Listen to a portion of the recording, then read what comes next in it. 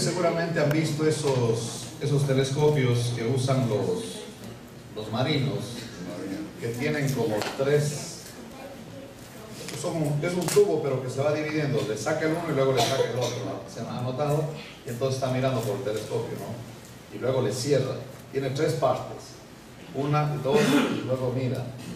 Tengan en mente eso, porque cuando vamos a entrar ahorita al tema de los sellos, de las trompetas y de las copas, eso es lo que es. ¿Sí? Los sellos cubren todo el juicio, básicamente, los 7 sellos, pero en el séptimo sello se abre o empiezan las trompetas, 7 trompetas, y luego al final de las trompetas empiezan las copas. Vamos a ver eso en un momentito, pero Apocalipsis 6, nomás tengan en mente eso de que el juicio abarca desde el 6 hasta el 20 de Apocalipsis. Entonces vamos a ver muchas cosas impresionantes. Cuando hablo con alguna persona agnóstica o algún filósofo, siempre me preguntan a mí, o me cuestionan más bien, no es preguntarme, de por qué permite Dios tanta maldad en este mundo. Estaba mirando en las noticias que la industria de la pornografía se va de Los Ángeles y se va de California. ¿Quién sabe a dónde va? Pero ya se va. Y eso es noticia en este mundo. ¿Okay? Alguien hizo el comentario que si Dios no hacía algo con este mundo, tenía que pedir disculpas a Sodoma y Gomorra. Porque estamos peor que Sodoma y Gomorra, básicamente. El asunto es que sí va a llegar el momento cuando Dios va a aplicar su justicia. Como él dijo en Romanos, y Pablo lo escribe, inspirado por el Espíritu Santo, dice: no os venguéis vosotros mismos, mía es la venganza, dice el Señor, yo pagaré. Y eso para animar a los hermanos que estaban siendo perseguidos. Apocalipsis 6, vamos a leer desde el versículo 1 hasta el versículo, bueno, vamos a leer el capítulo 6, porque ya saben que cuando hemos terminado de estudiar un libro, ya lo han leído por lo menos en su vida. Vamos a leer los 17 versículos. Yo leo un versículo, ustedes el siguiente, dice así: 6.1. Vi cuando el Cordero abrió uno de los sellos y oí a uno de los 4 seres vivientes decir con voz de trueno: ven y mira. Y miré, y aquí un caballo blanco, y el que lo montaba tenía un arco, y le fue dada una corona, y salió venciendo y para vencer. Cuando abrió el segundo sello, oí al segundo ser viviente que decía: ven y mira. Y salió otro caballo bermejo, y al que le montaba le fue dado el poder de quitar de la tierra la paz, y que se matasen unos a otros, y se les dio una gran espada. Cuando abrió el tercer sello, oí al tercer ser viviente que decía: ven y mira. Y miré, y he aquí un caballo negro, y el que lo montaba tenía una balanza en la mano. Y oí una voz en medio de los 4 seres vivientes que decía: 2 libras de trigo por un denario, y 6 libras de cebada por un denario, pero no dañes el aceite ni el vino. Cuando abrió el cuarto sello, oí la voz del cuarto ser viviente que decía: ven y mira.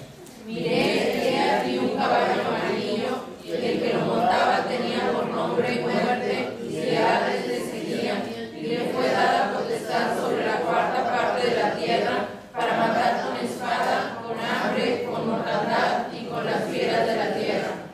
Cuando abrió el quinto sello, vi bajo el altar las almas de los que habían sido muertos por causa de la palabra de Dios y por el testimonio que tenían. Y clamaban a gran voz diciendo: ¿hasta cuándo, Señor, santo y verdadero, no juzgas y vengas nuestra sangre en los que moran en la tierra? Y se les dieron vestiduras blancas, y se les dio que descansasen todavía un poco de tiempo, hasta que se completara el número de sus consiervos y sus hermanos, que también habían de ser muertos como ellos. Miré cuando abrió el sexto sello, y aquí hubo un gran terremoto, y el sol se puso negro como tela de silicio, y la luna se volvió toda como sangre. Y las estrellas del cielo cayeron sobre la tierra, como la higuera deja caer sus higos cuando es sacudida por un fuerte viento. Y el cielo se desvaneció como un pergamino que se enrolla, y todo monte y toda isla se removió de su lugar. Y los reyes de la tierra, y los grandes, los ricos, los capitanes, los poderosos, y todo siervo y todo libre, se escondieron en las cuevas y entre las peñas de los montes. Y decían a los montes y a las peñas: caed sobre nosotros y escondernos del rostro de aquel que está sentado sobre el trono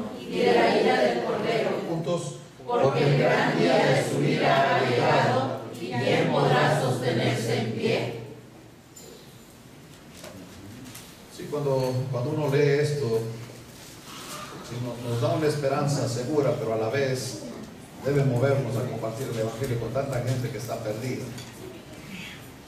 Ustedes han oído, y eso es seguro que han oído de los jinetes del Apocalipsis, ¿no es cierto? Y aquí ya vimos cuántos son. No, los jinetes, los caballos, ¿cuántos son? 4, exactamente. Empezamos en el capítulo 6 y el versículo 1. Vi cuando el Cordero abrió uno de los sellos, y oí a uno de los 4 seres vivientes decir como con voz de trueno: ven y mira. Nosotros ya vimos que estos seres vivientes tenían que ver con los querubines y los serafines. Y básicamente cuando dice aquí que habla con voz de trueno, esa es una figura de lenguaje, como voz de trueno. Pero obviamente la voz de él no es del trueno, simplemente suena como eso, como si fuera la voz de un trueno. Y le dice: ven y mira. Le invita desde ese punto. Todo lo que habíamos visto estaba en el cielo. El trono de Dios está en el cielo. Recuérdense que están los seres vivientes. ¿Quién más está al lado del trono? Los ancianos. Los ancianos, que eran ¿cuántos? 24 ancianos. ¿Y ellos qué tienen? Las coronas. ¿Y qué hacen con sus coronas?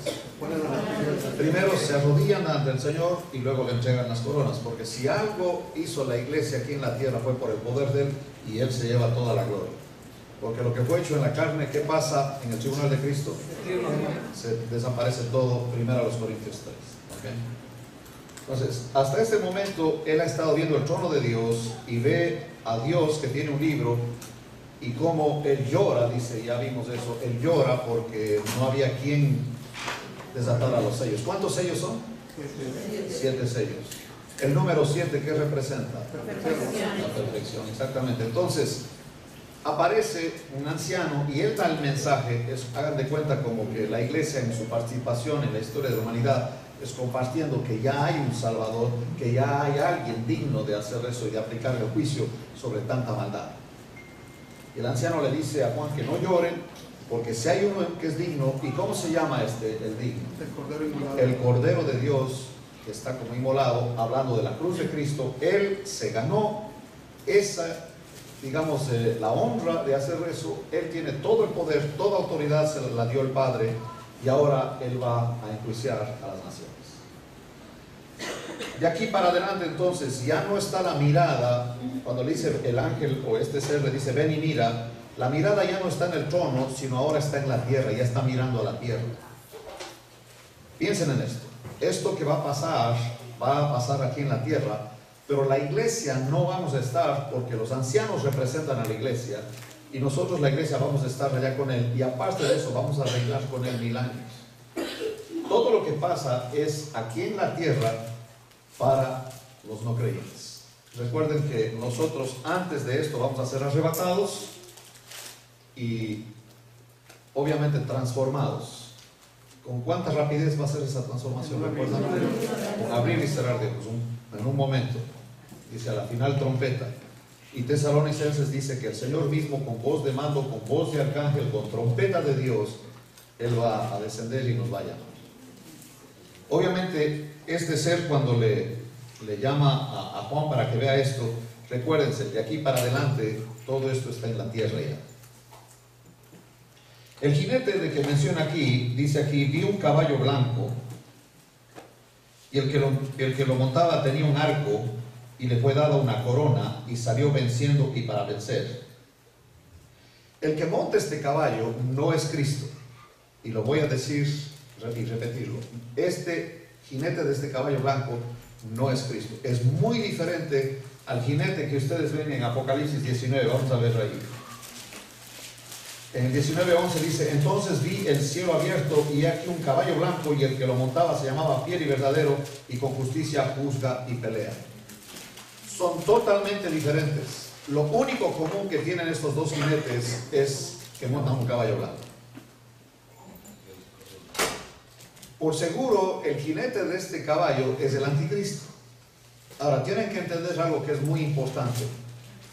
Dios es un Dios trino, ¿verdad? Es el Padre, el Hijo y el Espíritu Santo. El diablo siempre copia las cosas de Dios. Entonces, el diablo, ¿sí?, el anticristo y el falso profeta. Él también tiene una trinidad. Copia, pero obviamente es una trinidad de maldad. Y no tiene el poder que tiene Dios. Dice en lo que hablando del jinete de este caballo blanco, que él tenía un arco. Sí, es muy importante cuando nosotros miramos la Biblia y miramos el simbolismo en la Biblia, especialmente en Apocalipsis. Y esta es una declaración que lo hacen los eruditos, los estudiosos, y es una declaración que obviamente es una de las reglas de la interpretación. La Biblia se interpreta a sí mismo, y en el libro de Apocalipsis, cada símbolo que se usa, escuchen lo que voy a decir, su significado está en la misma Biblia.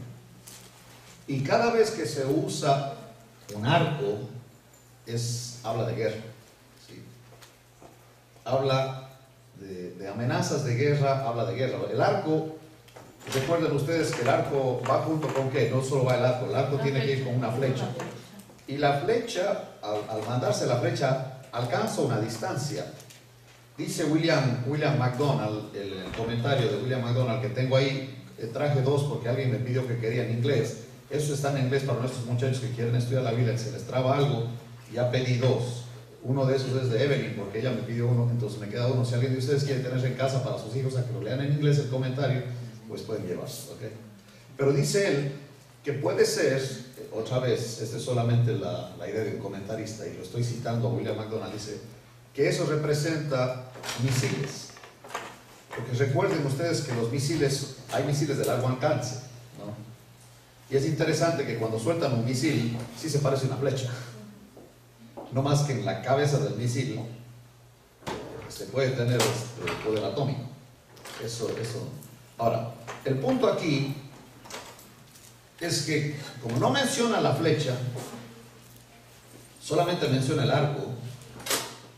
Este es tan astuto que lo que va a hacer, porque miren lo que dice aquí, y le fue dada una corona. ¿Quién le dio la corona? Eso vamos a tener que identificar. Y salió venciendo y para vencer. Obviamente está hablando de un poder de convencer, de aliar gente, de vencer gente, pero no por la guerra, sino por asuntos diplomáticos. Es lo que en el Antiguo Testamento se llaman alianzas. Va a ser tan capaz de juntar a las naciones para que lo respalden a él, y básicamente él es el líder de una alianza de 10 poderes o de 10 naciones, que ahorita lo vamos a ver, que menciona Daniel también. Pero el avance de él no es con guerras, sino con astucia. Claro que lo que le sigue a él, los caballos que vienen detrás de él son terribles, porque ya vimos nosotros que este caballo blanco aparentemente paz, aparentemente avanza y conquista, si ustedes quieren, sin derramar sangre. Pero el caballo bermejo, sí promueve la guerra, porque dice que viene para quitar la paz. El otro caballo, que es el caballo negro, obviamente es de muerte. Y el caballo amarillo es de pestes o de hambre. Y ya está dicho, y ustedes pueden escuchar a los científicos, de que este planeta, así como va, y la cantidad de gente que se va llenando aquí, va a sufrir de hambre. Pero ese va a ser uno de los juicios de Dios, el hambre aquí en la tierra. El asunto va a ser tan caro, miren, 2 libras de trigo. 2 libras de trigo por un denario. Un denario es el salario de un día. Si nosotros aquí en los Estados Unidos, porque estoy ahorita en Mission, Texas, para los que me están escuchando por los videos, el salario aquí, si una persona trabajara 8 horas diarias, ¿qué será? ¿$7? Ok, pongámosle a 7 para no complicar. 7 por 8, póngale $60 al día. Eso es lo que cuesta 2 libras de trigo. Ahora, ¿qué va a hacer usted con 2 libras de trigo? ¿Cuánto le dura 2 libras de trigo? Y todo el salario del día se le va para comer unos panes, póngale, y el resto de los gastos y todo lo que involucra sobrevivir. Entonces va a haber hambre en la tierra. Y ese es uno de los juicios también. Entonces, este caballo blanco, otra vez, interesante la copia, ¿no? Porque el Rey de Reyes y Señor de Señores, que sí tiene el título, entra en ¿qué? ¿Montando qué? Caballo blanco. Caballo blanco. Y ese sí va a ser algo fantástico. Miren conmigo en Apocalipsis 19.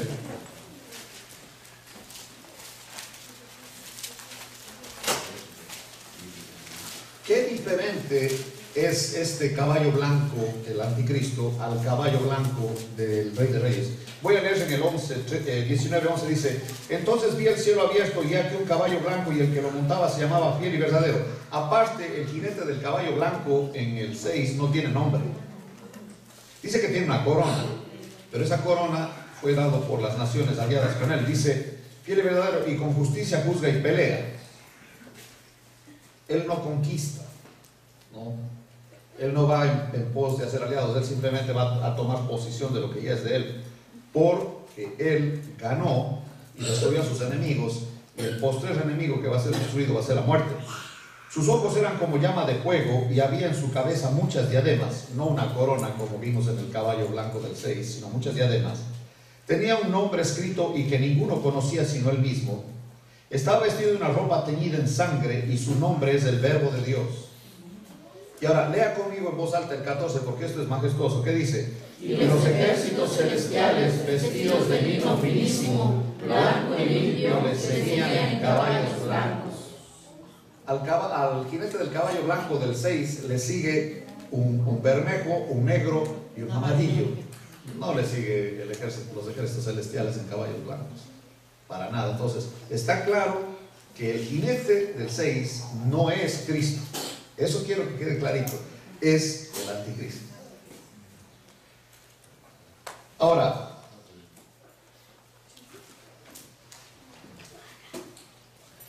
el significado del primer sello.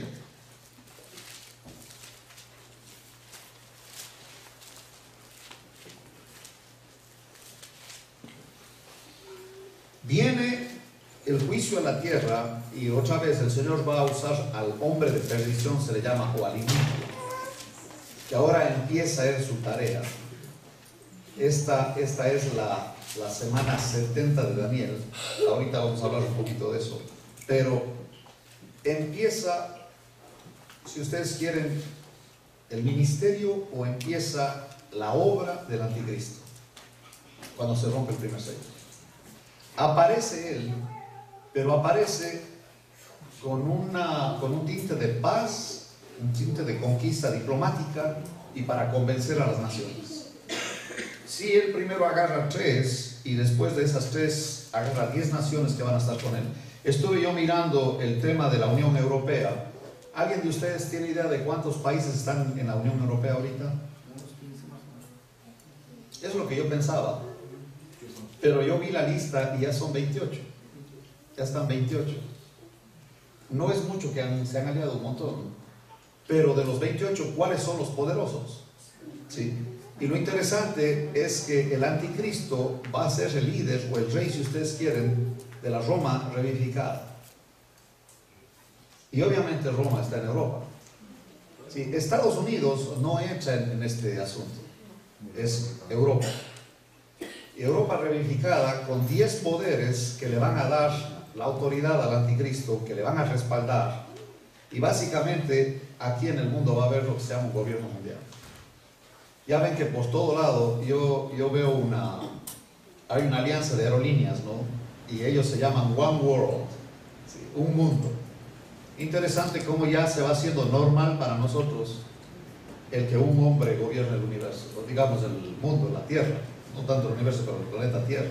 Que las naciones estén regidas por un solo sistema, con un solo rey o emperador o un líder.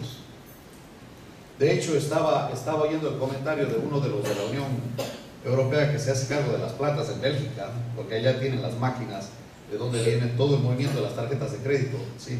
Interesante, viene de Bélgica, porque todo se registra en unos monstruos enormes, unas computadoras enormes, está todo registrado en cómo funcionan las tarjetas vía satélite. Y el tipo dice, hablando de la situación económica del mundo, dice: dennos un líder que sea a cargo de las finanzas del planeta. No importa si viene de Dios o del diablo, pero denos un líder para que sea a cargo de la situación. O sea, más y más nosotros vamos aceptando. ¿Han oído el concepto de la globalización? Así como ahora ya, como diciendo, somos a village, que es una villa o una aldea. En el planeta dice es una aldea, donde ahora ya con esto de la globalización, la información circula, y con esto de la internet, ya la gente está informada. Cuando mataron a Bin Laden, el presidente de los Estados Unidos, Barack Obama, estaba en su oficina con Hillary Clinton, otra del gobierno, mirando en vivo cómo se mete en el cuarto de él y lo dispara. En vivo estaban viendo en la tele, estaban viendo vía satélite lo que estaba pasando en vivo. Antes, por ejemplo, cuando hubo la Primera y la Segunda Guerra Mundial, si había algún reporte, venían películas que las pasaban en cines después de meses. Hoy día se puede ver la guerra en la sala, y ya nos estamos acostumbrando a eso. Es impresionante que ya ni nos causa ninguna conmoción el tema de que se disparen o se mate la gente. Y es más, hasta si ustedes ven los juegos de nuestros muchachos, es por matanzas, y eso está probado que causa que nuestros muchachos sean violentos, promueve la violencia. Así que tienes un hijo en la casa que está jugando juegos de esos, es que tener cuidado de avisarle que esa le va a ser una persona violenta.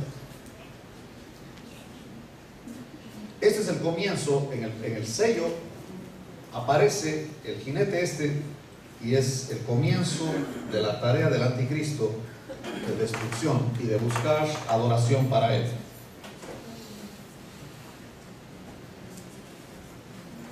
Miren en el capítulo 13, vamos a ver el capítulo 13, ahí habla, capítulo 13 de Apocalipsis, versículos 1 hasta el 10, voy a leerlo. Dice: me paré sobre la arena del mar y vi subir del mar una bestia, la primera bestia, que tenía 7 cabezas y 10 cuernos. Recuerden que ya vimos que los cuernos tienen que ver con poder, ¿sí se acuerdan de eso? Sí. Y obviamente estos 10 cuernos son 10 naciones. Estas son las naciones que le respaldan y que le coronan como rey. Ese va a ser el sistema en esos días, que va a haber 10 poderes mundiales que le van a respaldar al anticristo. Ustedes hoy día ya oyen, por ejemplo, la reunión de los 8. ¿Han oído eso? Y ya se juntan por todo lado gente importante en el mundo y empiezan a hablar de cómo solucionar los problemas. Tratan de ver el asunto del hambre, etcétera, ¿no? Yo les digo, y eso yo lo sé por experiencia, en África, por ejemplo, en África la gente se muere de hambre. Ese concepto no nos entra a nosotros en la cabeza. O sea, eso de que alguien muera de hambre, pues ¿cómo? Algo tienen que encontrar de comer, pues, ¿no? Entonces, ¿qué pasa? Que en el África se juntan, por ejemplo, si en tu casa hay 6, 7, 8 hermanos, y esto yo lo sé de primera mano, que se juntan los hermanos y entre ellos deciden quién va a tratar de irse en una barquita que no sirve para nada, avanzar a Europa, quizás a las Canarias, y de ahí a España, y de España a la Unión Europea, para trabajar allá y enviar dinero para que su gente que deja atrás coma algo, que compren algo de comida. Y entonces se turnan. Si el hermano mayor decide, bueno, yo me ofrezco, yo me voy, y no la hace porque se ahoga o porque se muere, porque mucha gente muere, el siguiente dice, yo le sigo, hasta que alguien logre ir a Europa para poder hacerse cargo y suplir algo de dinero porque se mueren de hambre. Y no solo eso, sino que hay gobiernos que, aunque llegue la ayuda humanitaria de otros países, no permiten que esa ayuda llegue a la gente. Somalia, por ejemplo. Entonces el egoísmo aquí en este planeta es terrible. Imagínense ustedes con un dictador tirano, cruel, porque es el anticristo, que controla todo y que no acepta nada que tenga que ver ni con el cristianismo, ni con ayuda humanitaria, etc., sino solamente bajo su régimen, al punto que el que no está inscrito en su régimen y no tiene un número o una marca del régimen va a morir. empieza entonces, digamos que muy bien, ¿no? Convenciendo, impresionando, aliándose con él. A mí me sorprende porque este líder va a poder lograr lo que nadie ha logrado, que es que se alíen los judíos con los musulmanes, por ejemplo. Imagínense, él va a lograr que convencerles de esos que supuestamente tengan paz entre ellos. Cosa que nadie lo ha logrado ni lo van a lograr. El anticristo sí lo va a hacer. Y eso va a ser de los 7 años que va a haber de tribulación, solamente 3 años y medio van a ser de aparente paz aquí en el planeta. Luego de los 3 años y medio, son 42 semanas, él va a demandar que le adoren en el templo que van a reedificar los judíos, que le adoren como Dios. Ahora eso tampoco es nada raro, porque si ustedes ven la historia de Roma, los emperadores, ¿no? César por ejemplo, al principio era que moría y después que moría le hacían una deidad, ¿sí? Y luego ya demandaban que en vida se los adorara como dioses, que la gente se postrara, y lo que el César decía, el emperador romano decía, era la voz de Dios. Y recuerden ustedes en el libro de los Hechos que el pueblo gritó, ¿qué gritaron? Voz de Dios y no de hombre. ¿Y qué le pasó al emperador? Cayó muerto y comido de gusanos instantáneamente. Sí, ahí nosotros vemos que Dios no acepta ese tipo de adoración y no acepta eso. Aquí se le da, porque esto es con consentimiento de Dios, se le da a él la oportunidad de hacer eso, porque él está usando a este personaje como juicio para las naciones. Y eso tampoco es nada raro en la Biblia, porque si ustedes leen el libro de Habacuc, por ejemplo, el libro de Habacuc es impresionante porque Dios le dice al profeta que va a mandar un juicio para Israel. Y el profeta se queda en espanto, porque cuando Dios le dice lo que va a hacer, le dice, pero ¿cómo puedes hacer eso? O sea, el profeta empieza a discutir con Dios diciéndole, pues que no estoy de acuerdo, ¿cómo vas a hacer eso? ¿Y qué es lo que iba a hacer Dios? Iba a enjuiciar a Israel usando a Babilonia, que eran unos paganos perversos. El otro dice, pues ¿cómo vas a poner a los enemigos nuestros, a gente indeseable, a gente que no quiere nada contigo, los vas a poner para enjuiciar a Israel? Dice Dios, sí, pero a ellos también les voy a cobrar por lo que van a hacer. O sea, tienen que entender que Él es soberano y que Él está en control. Él es el Dios de la historia. Miren conmigo en un punto ahí en Hechos 17, cuando Pablo está hablando a los atenienses, miren lo que dice él ahí. Sí, ahorita nos encontramos con un personaje que va a engañar a las naciones, pero que no tiene todo el poder. Y que simplemente Dios le está dando chance porque está enjuiciando a las naciones usándole a través de este perverso. En Hechos 17, en el versículo 23 dice, porque pasando y mirando vuestros santuarios, hallé también un altar en el cual estaba esta inscripción, al Dios no conocido. Al que vosotros adoráis pues sin conocerle, es a quien yo os anuncio. El Dios que hizo el mundo, escuche esto, y todas las cosas que en él hay, siendo Señor del cielo y de la tierra, y eso es lo que es él, no habita en templos hechos por manos humanas. Así que cuando decimos nosotros vamos al templo, estamos en un problema, porque realmente personas piensan que solamente ahí está el Señor, cuando resulta que el templo del Espíritu Santo es nuestro cuerpo, el del creyente. Y dice aquí, ni es honrado por manos de hombres como si necesitase de algo, pues Él es quien da a todos vida y aliento y todas las cosas. Y de una sangre, una sola raza, ha hecho todo el linaje de los hombres para que habiten sobre toda la faz de la tierra, y les ha prefijado el orden de los tiempos. Él es el Señor soberano de la historia. Y ahora sí, en Apocalipsis, esto es una realidad. Él ha decidido hasta cuándo y hasta aquí. Él es el que ha prefijado los tiempos. Y aparte, ¿qué más? ¿Los límites de qué? Él también es el Señor de la geografía. O sea, es el dueño de la geografía. Hasta aquí vives tú y de aquí para allá vives tú, etc. Entonces, este Señor dueño de todo es el que está en control. Y el anticristo, cuando entra, lo que quiero que sepan es eso, que él no hace lo que a él se le ocurre o que le da la gana, sino que simplemente Dios lo está usando. Y lo está usando para juicio. Está usando la perversidad de dejándole, permitiendo que enjuicie de esa manera, engañando de lo que está haciendo. Y obviamente el foco del anticristo va a ser el pueblo judío. Porque en la tribulación Dios está tratando con los judíos. Y Él va a engañar a los judíos. Porque va a permitir que reedifiquen el templo. Noten que eso es algo muy importante. Ustedes tienen que saber que en Jerusalén, cuando ustedes ven la foto de Jerusalén, han visto que hay una mezquita ahí como en el centro de la ciudad, ¿han visto? Los judíos creen que debajo de esa mezquita están los cimientos del templo.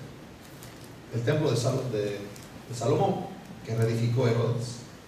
Entonces están esperando, escuchen lo que le voy a decir, están esperando que un terremoto o algo catastrófico tire la mezquita, o que los musulmanes decidan llevarse la mezquita a otro lado, pero van a reedificar el templo y volver a hacer los sacrificios como en el Antiguo Testamento. Y con el anticristo eso va a ocurrir. Es impresionante.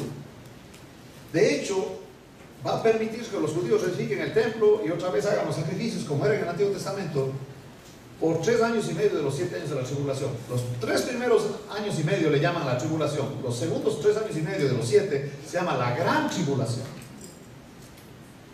Y estoy hablando de este personaje, pero quiero que sepan que más grande que lo que él haga está Dios encima de lo que está haciendo. Eso tampoco, eso debemos ignorar. Y a los 3 años y medio, ahora él va a demandar que le adoren. Y a los 7 años baja el Señor y nomás con una mirada le hace pedazos. Es que no. ¿Quién es el que es digno de adoración? El único. Y este sí va a engañar. Pero ya después de los 3 años y medio, los judíos se van a dar cuenta. Porque, como vamos a ver en el 7 y en el 14, el Señor manda 144,000 testigos, que nosotros podríamos llamarles evangelistas en nuestro concepto. Son 12,000 de cada tribu, son judíos, que van a ir por todo el planeta hablando a los judíos de que Jesucristo es el Mesías. O sea, van a evangelizar, si ustedes quieren, a los judíos durante ese periodo de la tribulación, porque Dios va a enfocarse otra vez en Israel. Los 144,000 son judíos. Así que aquí voy a hacer un paréntesis y hablando, si tú eres testigo de Jehová, escúchame, esa es una secta falsa.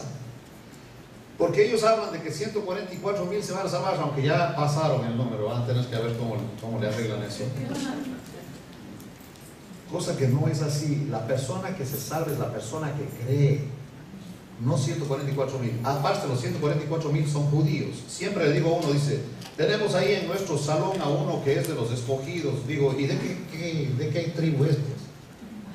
No, pues si no es judío, dijo, es mexicanote. No, pues está mal. No es por ahí. Cierro el paréntesis y me regreso a lo mío, ¿ok? El anticristo, y voy a seguir leyendo en Apocalipsis 13 porque no terminé de leer toda la porción. Dice aquí: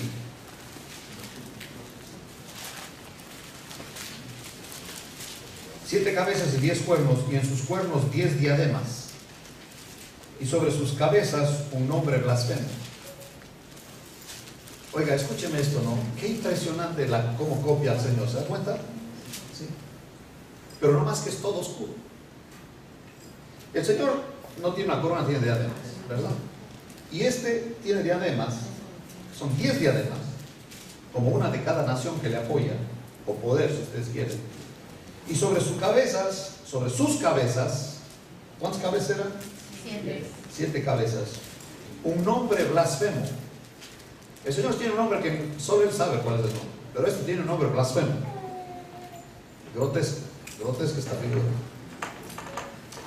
La bestia que vi era semejante a un leopardo. Ahora, ¿en qué se caracteriza un leopardo?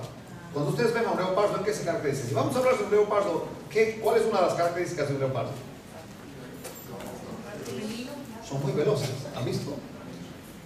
Como muy listos, muy ágiles. Ahora, por eso me encanta la Biblia autorizada, que digo yo, ¿tienen ustedes el numeral 1 ahí? A ver, cheque lo que dice abajo. ¿Qué dice el numeral 1? Satanás imparte su energía y su poder al gobernante mundial. Este y su imagen reciben adoración. Ahí están los versículos que pueden checar.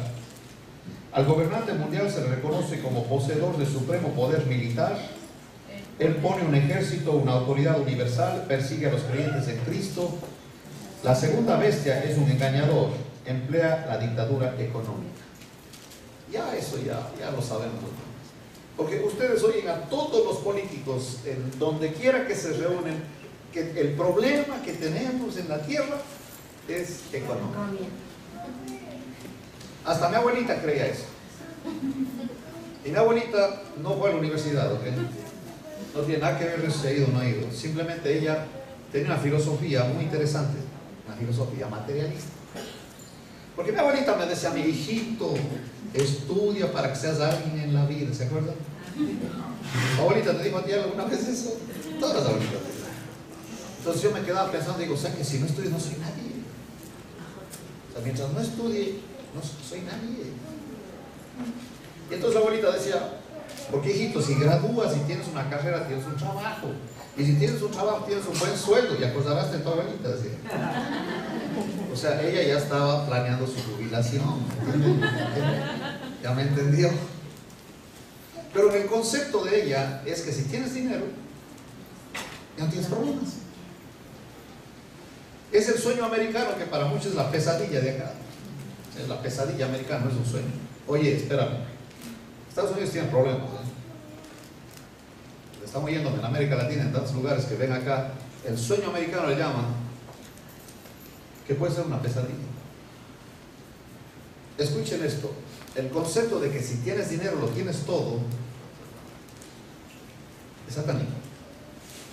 Porque básicamente el dinero se convierte en un ídolo que te aparta de Dios y te destruye. Porque la raíz de todos los males, ¿cuál es? El amor al dinero. Estaba en mi pueblo visitando a un miembro de la iglesia donde el Señor me tenía sirviendo, y entra el juez del pueblo. Bueno, es un pueblo, una ciudad. El juez del tribunal de un edificio hermoso, él es el mero ahí. Y este amigo mío, el hermano en Cristo, le hace los trajes a él. Y llega, y mi amigo se le ocurre presentarme. Dice, doctor, él es Wilson Campoverde, él es el pastor de la iglesia donde yo asisto. No. Me dice el juez, me dice a mí, dice, usted es imperialista. Me quedo loco. Dice algo de política, ¿ok? Y no me voy a meter ahí. Nomás estoy haciendo un comentario para que vean. Si el juez máximo de la ciudad tiene esas ideas, no estaremos los demás. Y me dice, tú eres imperialista. Y yo me quedo así. Si me conoces ya sabes que puedo cortarte la garganta con la lengua, ¿ok? Sí puedo hacer eso. Sí te puedo cortar la garganta con la lengua. Y te diste cuenta que te saqué las amígdalas y todo. Escúcheme bien eso. Digo, doctor, usted me impresiona. En mi vida he encontrado a alguien así como usted, que aparte de ser erudito en las leyes de nuestro país, de estar a cargo de semejante sala, la más importante de la ciudad, sea brujo. Porque ya se dio cuenta usted de mi orientación política, cuando ni siquiera ni me conoce, ni me vio a los ojos todavía. Yo diría, pues me leyó los ojos, ¿no? Pero nada, usted es brujo, doctor. Se queda el veterano, me queda bien, dice, no, disculpe, si tienes razón. Dice, ay, pastorcito, dice. Como diciendo, no está pintado.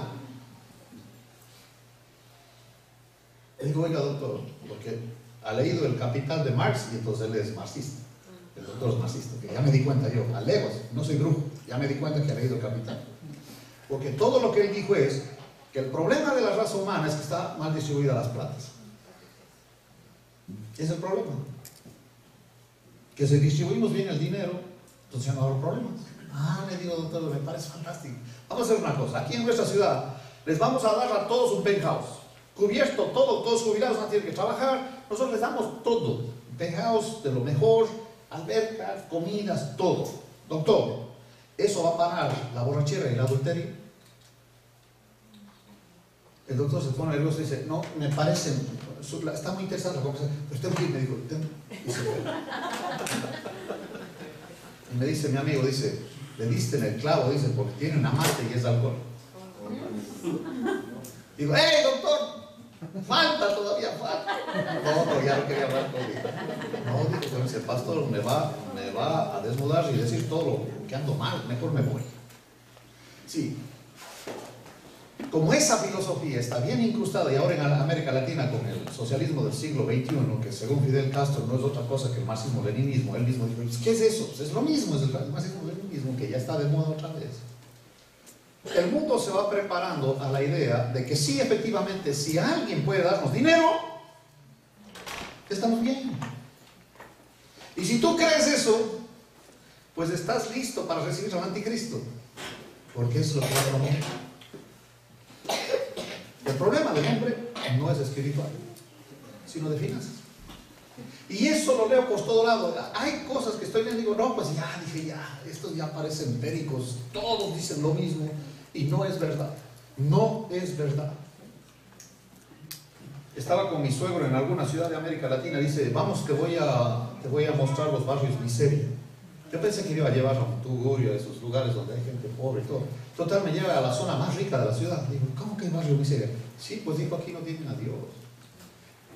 Es la miseria. Ups. ¿Y se acuerdan de Apocalipsis 3? Vamos a ver ahí nomás para acordarnos, hermanos, de que con todo y lo que se promueve, de que el problema del hombre es financiero, no es verdad. Dice la Escritura, escucha, mejor tener un bocado de pan donde hay paz que pavo engordado donde hay llenura.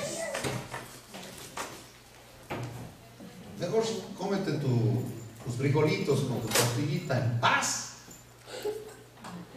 que el buffet de ese que no es comer, es tragar de eso y en pleito. Ya está. Y en Apocalipsis 3, en el 17 dice, tú dices, yo soy rico, es lo que tú dices, y me he enriquecido, y de ninguna cosa tengo necesidad, y no sabes que tú eres un desventurado, miserable, pobre, ciego y desnudo. Ups.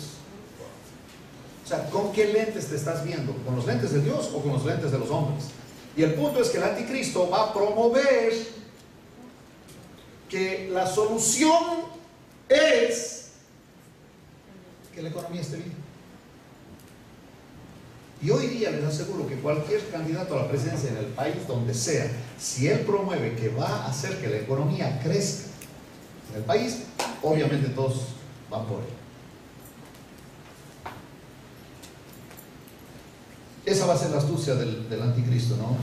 Llegar de esa manera. Vamos a Daniel 7 para ver lo que les mencionaba, que Daniel habla de esto también.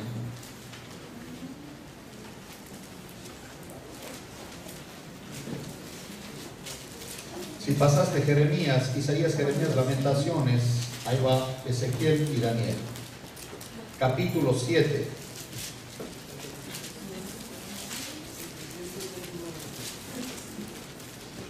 Y vamos al capítulo 7 de Daniel y el versículo 8.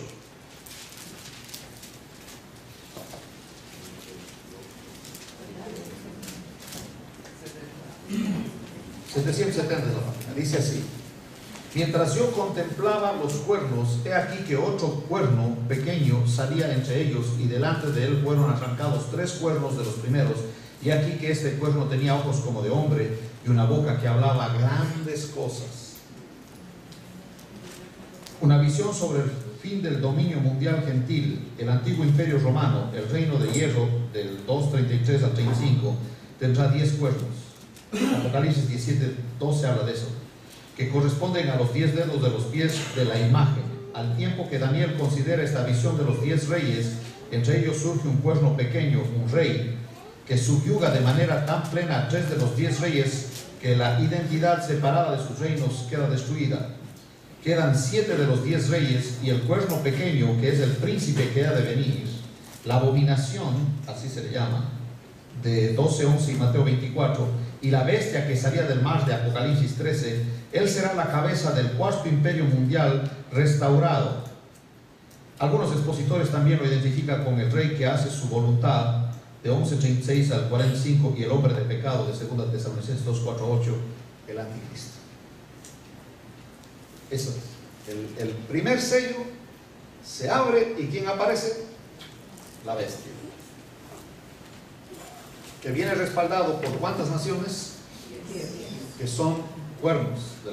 Ya ven que tiene 10 cuernos. El cuerno ya dijimos que es un símbolo de poder. Regresándonos entonces a Apocalipsis 6. Aparentemente no pasa nada. El primer sello, no pasa nada en la tierra. Paz, alianzas, bienestar económico, los judíos contentos porque pueden reedificar su templo. ¡Ups! Una maravilla este anticristo. Nomás por un poco de tiempo, pero 3 años y medio y luego se destapa. Dice él: he aquí un caballo blanco, y el que lo montaba tenía un arco, y le fue dada una corona, y salió venciendo y para vencer. El dato es muy importante.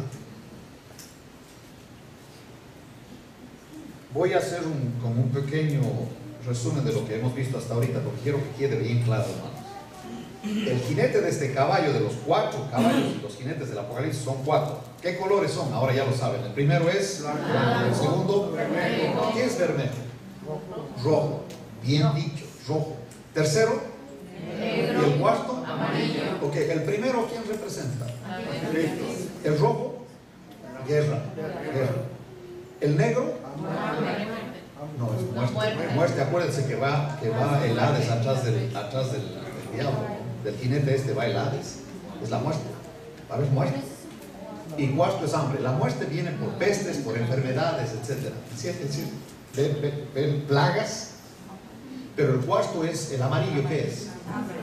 Hambre por escasez de ¿qué?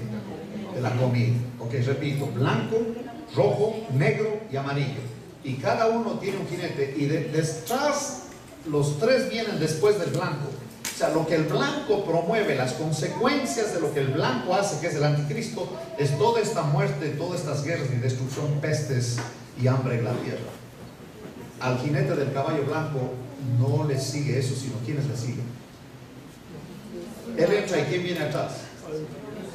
Todo el ejército celestial vestido de lino finísimo. No, que el tercer caballo es el negro y representa el hambre. Ah, perdón, sí, tienes razón, tienes el hambre. Sí. El amarillo, el amor. Muy bien, tienes razón, está correcto. Entonces, ya está. Primero, blanco, ¿quién es? Luego el rojo, esos sí son las guerras. Tienes razón, sí. Luego es el hambre, y luego la muerte. Ya está. Él va a promover el asunto del anticristo, supuestamente va a promover paz, cosa que no es todo mentira. Por un cierto punto aparentemente van a estar bien las cosas, pero no. Ahora, ¿cuántos sellos son? 7. Ok, 7 sellos. Ya hemos visto algunos de los sellos. En el 7º sello, quiero que se quede grabado esto, ¿no? Después del 7º sello, tienes las trompetas, 7 trompetas. Entonces, en el 7º sello, no va uno encima de otro, sino que son actos sucesivos. O sea, después de este sigue el otro. Pero en el 7º sello se envuelven las 7 trompetas, y en la 7ª trompeta empiezan las copas. ¿Sí? Entonces, todo es parte de un solo juicio, que lo vamos a ver desde el capítulo 6 hasta el capítulo 20, y la sucesión de los eventos. Ahorita nos quedamos con el primer sello. ¿Y quién resalta en el primer sello? El anticristo. Y ahí nos vamos a quedar. ¿Está bien? Y ya saben ustedes de que estos 4 jinetes son solamente gráficos de lo que va a pasar en este planeta, porque Dios va a permitir el juicio entre hombres enjuiciando a hombres. Va a usar a un mismo personaje del planeta para aplicarle juicio al resto de las naciones. Porque Él no va a permitir que nadie, absolutamente nadie, sobreviva si no se somete a su poder totalitario. Y obviamente, si ven conmigo en el capítulo 13, quiero que noten algo interesante. En el 13, en Apocalipsis 13, obviamente vamos a llegar ahí. Lo que quiero que sepan es que las trompetas y las copas, hagan de cuenta que da los detalles de los 7 sellos. Se rompen los sellos, empiezan los eventos, pero las trompetas y las copas, si no entiendes de lo que estoy diciendo, no te preocupes. Al ratito vas a entender, nomás te estoy introduciendo. Ellos tienen más detalles de los sellos, ¿sí?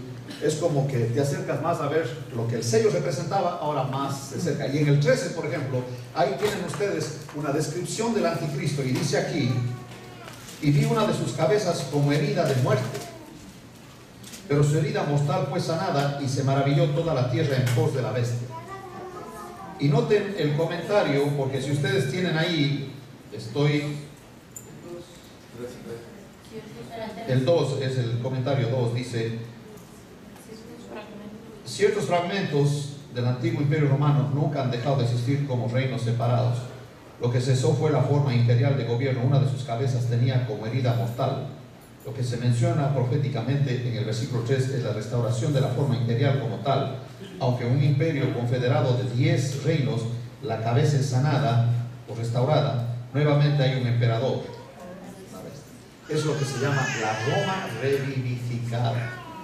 Sí, como que estaba herida, como ese sistema no iba a funcionar, ahora lo levantan, está curada, le respaldan y tenemos otra vez el imperio. No tienen ustedes idea, yo hace poco acabo de estudiar otra vez la historia de Roma. A mí me encanta estudiar la historia de Roma. ¿Sabe por qué? Porque cada vez que estudio eso me doy cuenta cómo nos afectaron a nosotros, porque la república, siendo que México es una república, o cualquier país que es una república, está afectado